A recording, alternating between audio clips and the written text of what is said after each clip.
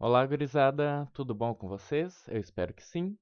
Aqui é o Caleb do PET Me Ajuda e hoje nós vamos falar um pouquinho sobre equações diferenciais. Nesse vídeo, nós vamos resolver os exemplos 1 e 2 do capítulo 1 do livro de equações diferenciais do Boyce e do Di Prima.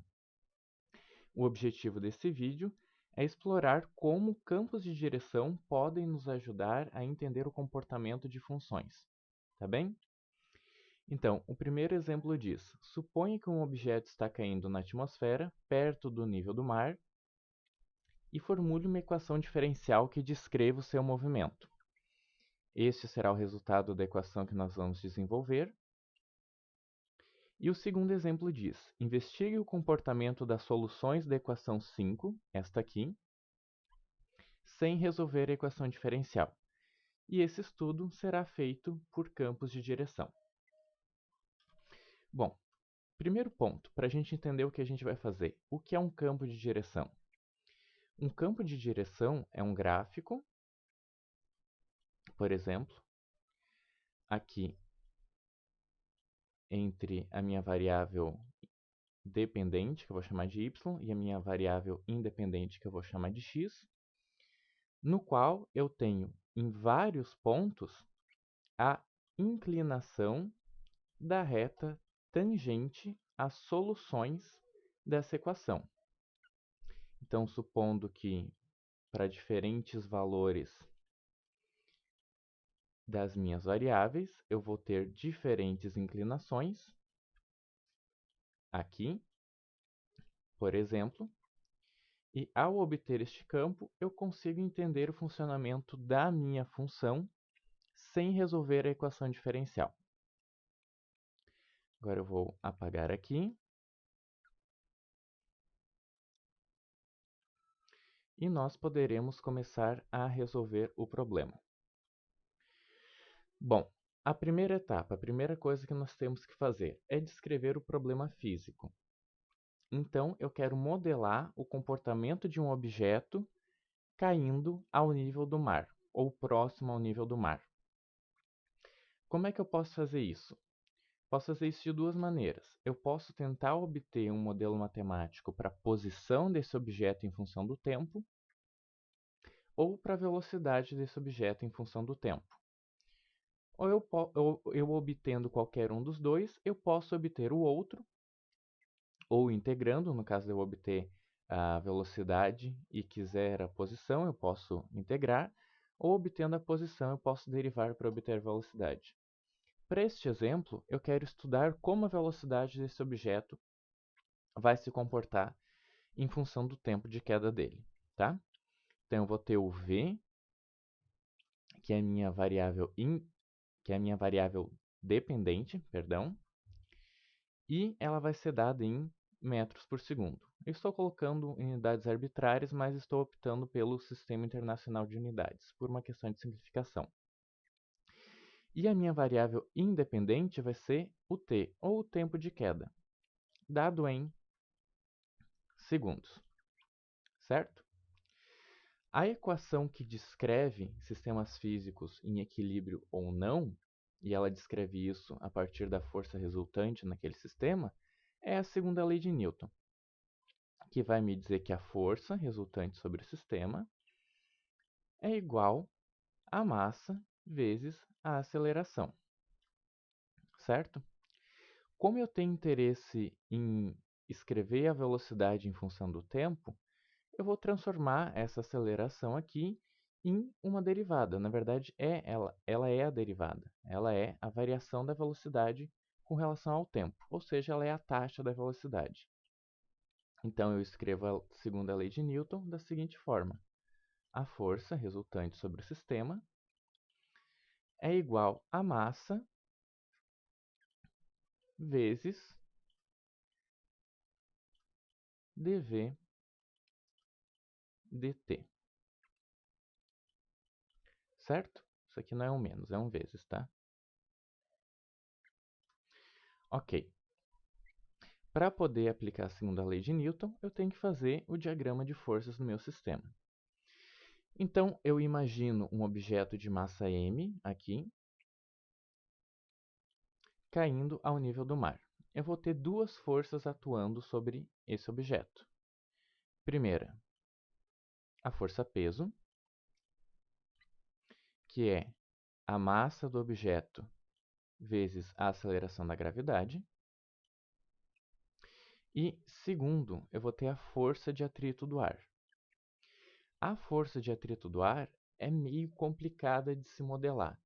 Então, por uma questão de simplificação, a gente vai entender que esta força de atrito depende da velocidade do objeto e, no caso, ela é proporcional à velocidade do objeto, e essa constante de proporcionalidade eu vou chamar de gama, certo?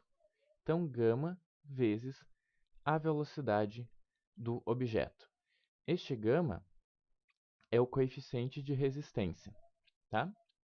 E ele vai depender de vários fatores. Vai depender da geometria do objeto, vai depender da massa específica do fluido, no caso do ar, do meio onde ele está caindo. Então, ele vai ter um valor específico para cada objeto. Nós vamos convencionar que o sentido positivo da velocidade é para baixo, uma vez que o objeto está caindo. Tudo bem? Então, aplicando a segunda lei de Newton aqui, nós vamos ter que as duas forças resultantes, as duas forças atuando nesse objeto, são a força peso e a força de atrito com o ar. Esta aqui positiva, porque está no sentido positivo que eu convencionei, e esta aqui negativa, porque se opõe ao movimento. Então, escrevemos a força como a força peso menos a força de atrito com o ar. Certo? Nós reescrevemos esta força aqui a partir disso que a gente obteve anteriormente. Então, a gente sabe que a massa do objeto vezes a variação da velocidade com relação ao tempo é igual a força-peso menos a força de atrito com o ar. Tudo bem? Para simplificar isso aqui, eu vou dividir os dois lados pela massa do objeto. Então, eu vou ter que dv dt é igual à aceleração da gravidade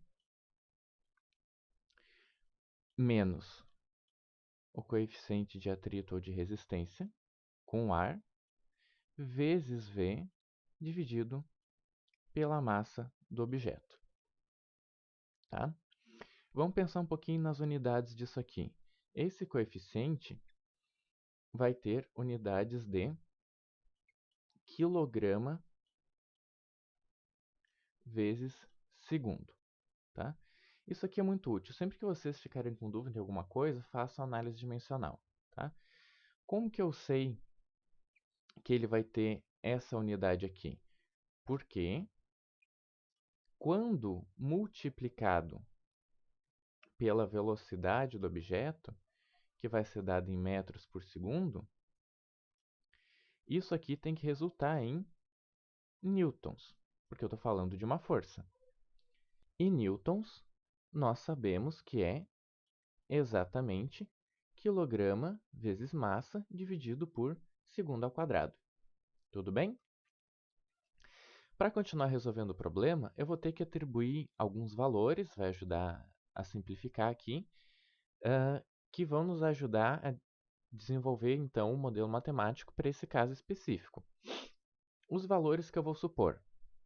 Eu vou supor que esse objeto tem uma massa m de 10 kg e que esse coeficiente vai ser de 2 kg por segundo. Certo? Fazendo isso, o modelo que a gente obtém é este aqui. dv dt. Antes da gente continuar, eu vou supor que a aceleração próxima ao nível do mar é de 9,8 metros por segundo ao quadrado, certo? Então, meu modelo vai ser dV/dt igual a 9,8. Eu não vou colocar as unidades aqui, porque a gente já fez análise dimensional, a gente sabe que a princípio está tudo certo. Menos. Eu disse que esse coeficiente vale 2. Eu vou deixar anotadinho aqui no canto. Esse coeficiente vale 2 kg por segundo. A massa do objeto é 10 kg. Aqui, quilograma. Tá? E o G, a aceleração da gravidade, é de 9,8 metros por segundo ao quadrado. Certo? Então, dividindo 2 por 10, dá 1 sobre 5. Eu vou ter aqui, então, que vai me sobrar V por 5. Tudo bem? Então, a gente resolveu a primeira parte do problema, que é obter o modelo matemático ou a equação diferencial para esse problema. A segunda parte é investigar o comportamento dessa função v em função de t, sem resolvê-la. E para isso, eu vou, então, estudar o meu campo de direções. Vou montar o meu campo de direções. Dá para a gente fazer na mão, mas dá muito trabalho. Então, eu vou explicar como é que a gente faria isso na mão. E depois eu vou mostrar o código em Octave que eu fiz para gerar esse campo de direções, que é um pouquinho mais simples, tá? Então, se a gente fosse fazer na mão, a primeira coisa que eu faço, eu vou limpar a tela, certo? Então, vou repetir a equação aqui. dV dt igual a 9,8 menos V sobre 5, certo? Então, se eu vou resolver isso aqui na mão, tá? A primeira coisa que eu tenho que fazer, eu tenho que montar o gráfico. O meu gráfico é o quê? Da função v, cujo comportamento eu quero investigar. É um gráfico de v por t, tá? Então, eu tenho aqui v em metros por segundo e t em segundos. Para gerar o campo de direções, o que eu tenho que fazer é substituir vários valores de v aqui para obter a inclinação da reta tangente à função naquele ponto, da reta tangente ao gráfico da função naquele ponto, certo? Mas aí você vai dizer, Caleb, a inclinação vai ser dependente só de v, ela não vai ser dependente de t, então esse gráfico aqui está errado. Não, não, não, não, não. Presta atenção. Este gráfico é o gráfico da função, é um plano v por t, certo? Só que ao invés de plotar a função, nós vamos fazer vários pequenos segmentos de reta que indicam a inclinação da função em pontos específicos. E a inclinação da função, o dv/dt, vai ser dependente de v, apenas de v. Ou seja, para um determinado valor de v, vamos supor aqui 40, para esse determinado valor de v, independentemente do tempo, a inclinação da reta vai ser sempre a mesma. Aqui eu fiz a inclinação negativa, mas eu já sei que para 40 ela dá positiva. Deixa eu apagar aqui. Aqui. Deixa eu só refazer aqui, tá? Então, para esse valor aqui, supondo 40, eu já sei que essa inclinação vai dar positiva. Independentemente do tempo, a inclinação vai ser sempre a mesma. Isso não quer dizer que a velocidade não varia em função do tempo, porque a gente sabe que ela varia. uma vez que a gente escreveu uma função da velocidade em função do tempo, certo? E o que vocês têm que ter em mente é que para cada um desses segmentos de reta que eu coloquei aqui, eu estou tratando de uma solução diferente, certo? Eu estou tratando de uma solução diferente porque eu não sei qual é a velocidade inicial daquele objeto. Então, o que eu estou dizendo? Vamos supor aqui que isso aqui é o tempo de 10 segundos e que isso aqui, deixa eu fazer pontilhadinho, e que isso aqui é o tempo de 5 segundos. Tá? O que eu estou dizendo que vai acontecer é que, dado uma velocidade inicial daquele objeto, que eu não sei qual é, se ele chegar aos 5 segundos do seu movimento, com uma velocidade de 40 metros por segundo, a inclinação será essa, tá?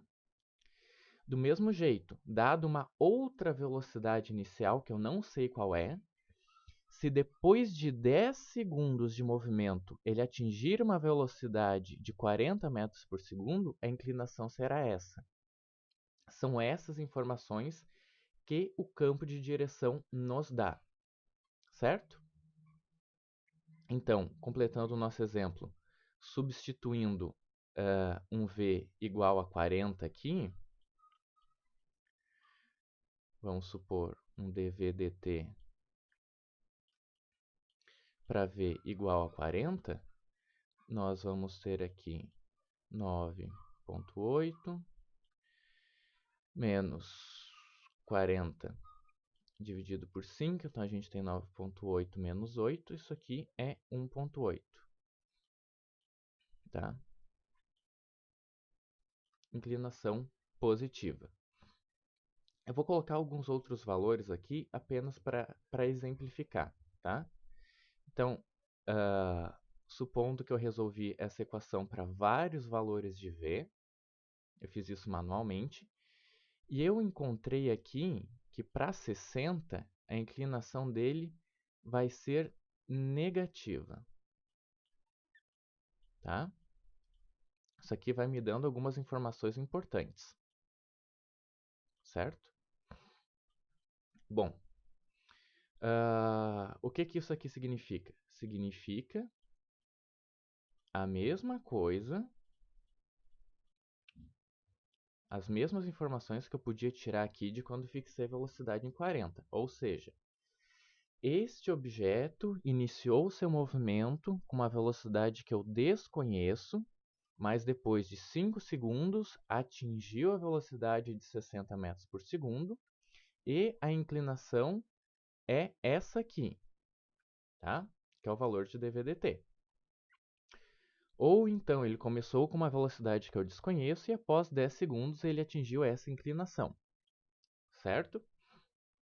Mas a gente pode tirar outras informações daqui. Vocês percebem que se eu resolvo esta equação aqui, obtenho o dv/dt, na verdade eu não resolvo a equação, eu só obtenho o valor de dv/dt, tá? Se eu obtenho o valor de dv/dt para 40, eu tenho um valor positivo. Se eu obtenho o valor de dv/dt para 60, eu obtenho um valor negativo. Isso quer me dizer que, para a velocidade de 40 metros por segundo, a função vai ter uma inclinação positiva, ou seja, a variação é positiva. Então, quando esse objeto tem uma velocidade de 40 metros por segundo, ele tem uma tendência de acelerar, certo? Entretanto, se ele tem a velocidade de 60 metros por segundo, ele tem uma tendência de desacelerar. Isso é uma informação muito importante. Tudo bem? Se eu resolvo para outros valores intermediários aqui, não vou colocar os valores, o que eu observo, que é o que eu vou mostrar para vocês depois no campo de direção gerado computacionalmente, é que essa inclinação vai ficando menos acentuada. Isso também é uma informação muito importante, certo? Aqui para valores um pouco maior que 40, ela vai ficando também menos acentuada. Olha só que interessante. Tá? E se eu chego em um valor x aqui, se eu não me engano da solução lá é 49, eu vou obter inclinação nula. Olha só que legal, obter inclinação nula. Isso aqui é uma informação muito, muito importante. Por quê? Porque isso aqui vai me dizer, olha só, eu estou estudando o comportamento da função sem resolvê-la, apenas analisando o campo de direção que dá a inclinação da função em vários pontos. Tá?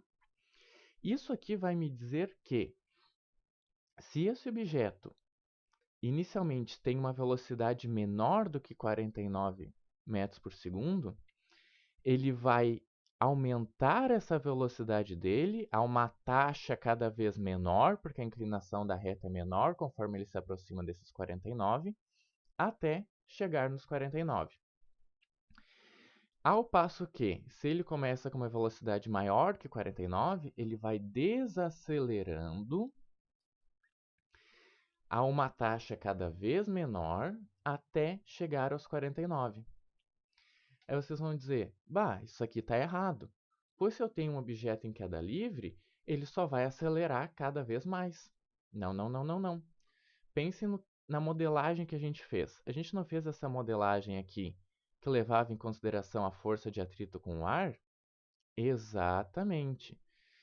Então, no momento em que ele atingir uma velocidade tal que iguale a força de atrito com o ar à força-peso dele, ele atingiu uma velocidade constante, que no nosso caso aqui são os 49 metros por segundo, e que nós chamamos de solução de equilíbrio. Ah, Caleb, então tu está dizendo que se eu largar um objeto na atmosfera e deixar ele cair, ele não vai acelerar para sempre? Exatamente, ele não vai acelerar para sempre. Você quer ver a prova disso? Isso é exatamente o que acontece com um paraquedista. Olha só. O coeficiente de atrito do ar com o paraquedas vai permitir que esse paraquedista, após atingir uma determinada velocidade, continue com essa velocidade constante até chegar ao solo. Uma vez que a força de atrito do ar com o paraquedas é exatamente igual à força-peso do sistema paraquedista mais paraquedas. Tá bem? Então é para isso que serve os campos de direção. Essas são as análises que a gente pode fazer, certo? Agora eu vou mostrar para vocês como é que eu fiz, como é que eu resolvi esse problema no Octave, como é que eu gerei o campo de soluções, na verdade. Então, abrindo aqui o Octave, esse foi o código que eu escrevi, ele é bem simplesinho, eu vou deixar na descrição ou no primeiro comentário fixado. O que eu vou fazer? Basicamente, o livro já me dá um intervalo no qual eu tenho que analisar aquela velocidade, porque o que eu estou fazendo aqui são exemplos já resolvidos do livro, eu só estou resolvendo passo a passo e comentando com vocês, tá? Então eu já sei que para minha análise é interessante variar a velocidade de 40 metros por segundo até 60 metros por segundo, tá? Então eu vou criar um vetor que tenha esses valores da velocidade, certo? E eu vou criar o vetor correspondente que me dá a inclinação, ou seja, o dv/dt, para cada um desses valores de velocidade, tá? Se vocês observarem aqui, eu comecei do 60 e fui para o 40. Eu fiz isso só por uma questão da lógica de programação, porque como eu vou gerar uma matriz e depois plotar o gráfico com os segmentos de reta a partir da matriz, ele começa a preencher essa matriz a partir das linhas de cima. Só que no nosso sistema de coordenadas, os valores maiores estão em cima. Então, eu tenho que começar a linha 1 com 60, a linha 2 com 59 e assim por diante. Tá bem? Também vou criar um vetor para o tempo, para o intervalo que eu quero analisar, de 0 a 10 segundos. Mas eu já sei que o tempo não influencia a inclinação da reta. Tá? E aí eu vou criar as duas matrizes que eu quero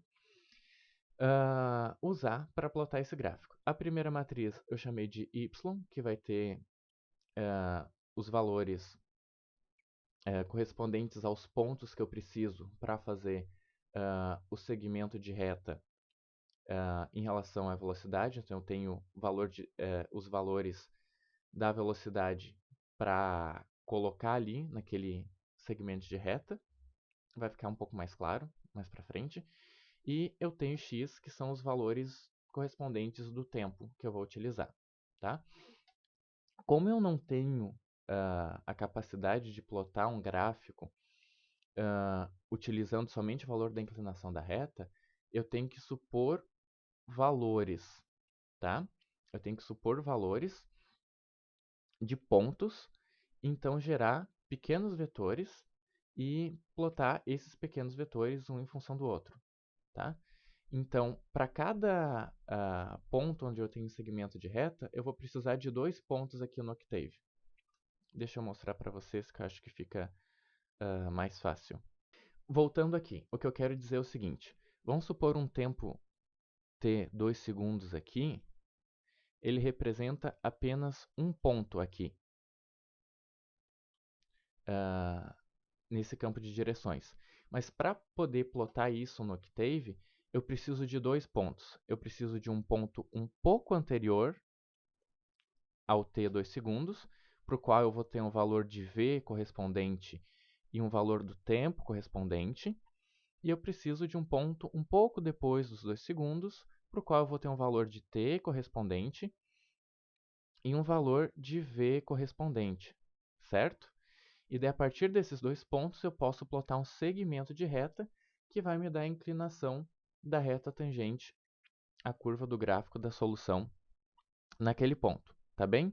Lembrando, esses valores que eu vou obter são os valores para plotar esse segmento de reta. Eles não são os valores reais da velocidade naquele ponto, certo? Por quê? Porque eu estou pegando um trecho da reta tangente ao gráfico da solução naquele ponto, certo? Então, vamos supor que a solução passe por aqui. O valor desses 2 pontos aqui pode ser muito próximo ao valor da solução, mas ele não é exatamente o valor da solução. Tudo bem? Só para evitar confusão. Então, voltando aqui. Dito isso, agora está explicado por que eu criei essa matriz que tem exatamente o número de linhas igual ao vetor v, tá? Então, eu vou ter um número de linhas igual ao vetor v, mas eu vou ter um número de colunas que vai ter o dobro do tamanho do vetor t. Por quê? Porque eu vou pegar um pedacinho, eu vou pegar 2 valores. Um valor de tempo um pouco anterior ao ponto e um valor de tempo um pouco depois do ponto, tá? Para poder, então, obter aqueles 2 pontos que eu preciso para fazer e plotar o segmento de reta, certo? Então, o que eu vou fazer? Eu vou percorrer de 1 até o tamanho do vetor v, certo? Ou seja, as linhas da minha matriz. E, percorrendo linha por linha, eu vou percorrer as colunas, que vai de 1 até o tamanho do vetor t, certo? Eu usei o tamanho do vetor t aqui como referencial, por quê? Porque para cada ponto de t, eu vou gerar outros 2 pontos, certo? Então, o que eu vou fazer aqui? Na matriz y, que vai ter os valores de y, o eixo vertical do gráfico que eu vou gerar, da velocidade, eu vou ter que preencher 2 valores, correspondentes àqueles pontos, um do lado do outro. Então, o primeiro valor é da linha i e da coluna 2 vezes j menos i. Bom, por que eu fiz isso dessa maneira? Porque eu vou precisar considerar que para cada ponto do vetor t, eu tenho que referenciar um par de pontos aqui dentro dessas 2 matrizes, y e x. Então, por exemplo, aqui em 2 vezes j menos 1, eu estou pegando todos os pontos ímpares, certo? Então, para 1, eu vou ter o correspondente índice 1 também. Para 2, eu vou ter o correspondente índice 3. Para 3, eu vou ter o correspondente índice 5, certo? E aqui eu vou pegar o par. Então, por exemplo, para 2, por exemplo, para 1, eu vou ter 2. Então, eu tenho par. Aqui eu pego a posição 1 e aqui eu pego a posição 2. Aqui eu pego a posição 3 da coluna e aqui eu pego a posição 4, porque eu preciso dos valores pro parzinho, certo? E aqui no valor de y, eu vou colocar exatamente o valor da velocidade, certo?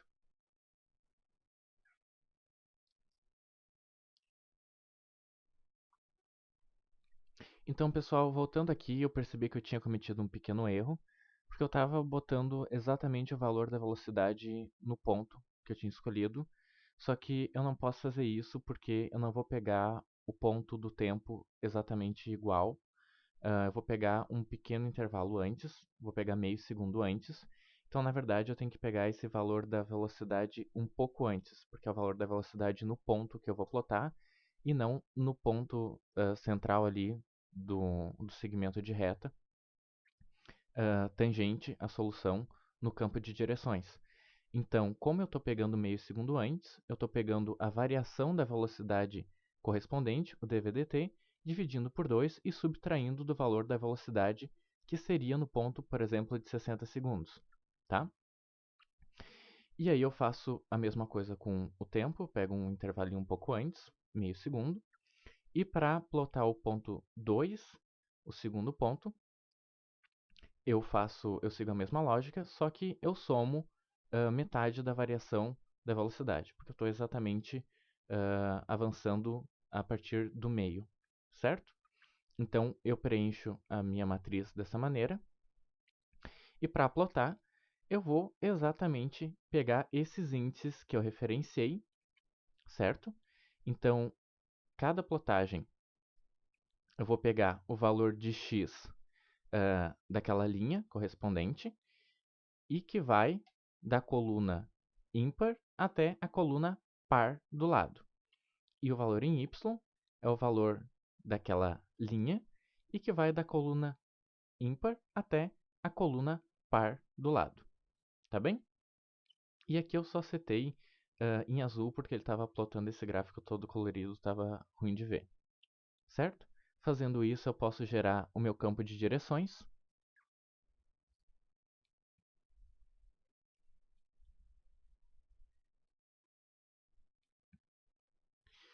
Que é exatamente igual ao campo de direções que está lá no livro, se vocês forem conferir a resolução do livro. Aqui a gente observa a nossa solução de equilíbrio, aqui em 49, como a gente já sabia. E basicamente é isso, pessoal. Espero que vocês tenham entendido para que serve um campo de direções, qual que é a utilidade dele para analisar o comportamento de modelos matemáticos ou equações diferenciais sem resolver essa equação. Tá bem? Pelo vídeo de hoje era isso. Espero que vocês tenham gostado. Se gostaram, curtam, comentem, compartilhem com os amigos e não se esqueçam de seguir o Pet nas redes sociais. Um abraço e até a próxima.